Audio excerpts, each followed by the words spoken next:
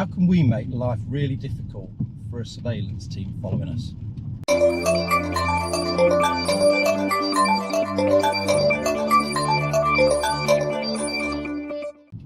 Welcome to another episode of Titan PI TV. We're looking at the inside workings of a live operation investigations agency, that being here, Titan in Derby.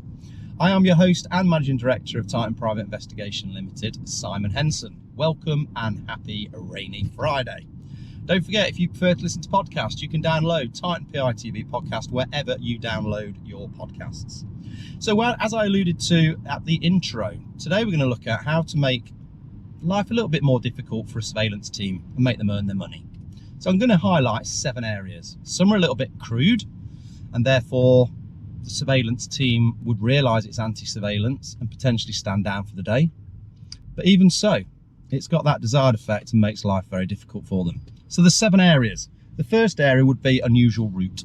So it might be that we've got a main arterial route and we've highlighted a little slip road or a little parallel route which is very quiet, and if the surveillance team want to stay with you and they don't have local knowledge, they're either going to come with you or they'll be looking at maps and working out what the alternative route is and to try and get there before you get there. But nonetheless, it has the desired effect. It makes them earn their money and potentially show out.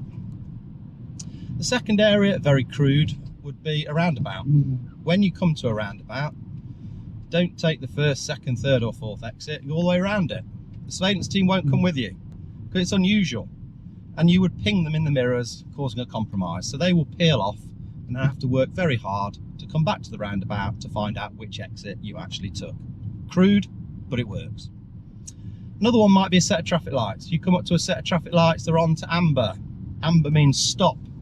But if we go through those lights, anything that comes through behind you, we're going to know and we're going to see, because we will be the last car to go through those lights. You can't really orchestrate that. That's an opportunist moment, and then we take it. Makes life very difficult for them, especially if they haven't got a tracker on the vehicle, because they're going to be stuffed at the set of traffic lights and be wandering or trying very hard to make ground to catch you up. Fourth area might be a motorway, for example, where we go particularly slow.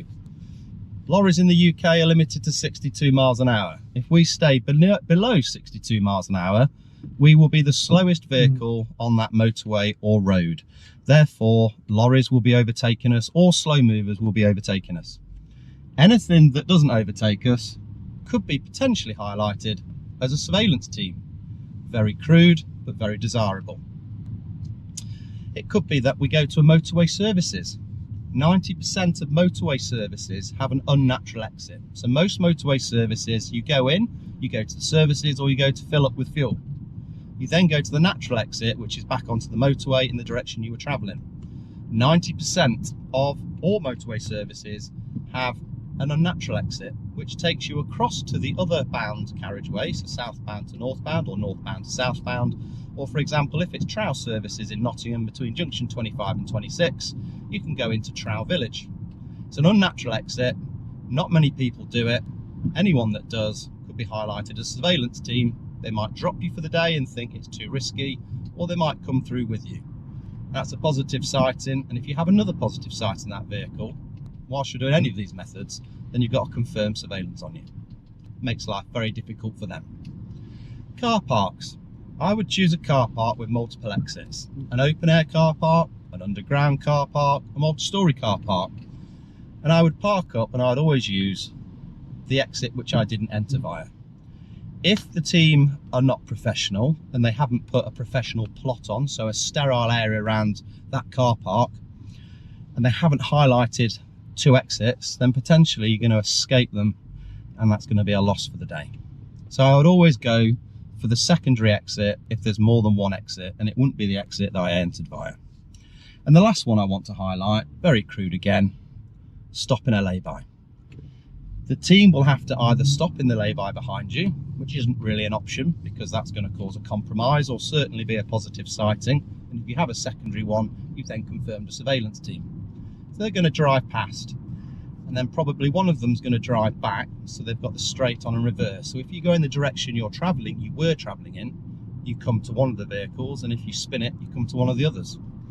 Nonetheless, it makes life very difficult for them. So those are 7 areas where you can make, if you think you've got a surveillance team on you, life a little bit more difficult for them and make them earn their money. They might even give up for the day. Or alternatively, if you are up to something, whether that's being a cheating partner or something like criminality, then maybe if you've got a confirmed sighting of a surveillance team, you just need to behave yourself for the day. So that's another episode of Titan PI TV. Give us a thumbs up if you've enjoyed it. If you don't want to miss further episodes, then please subscribe to the channel. It's completely free and we'd love to grow the channel. Till next time, thank you for listening. Keep safe.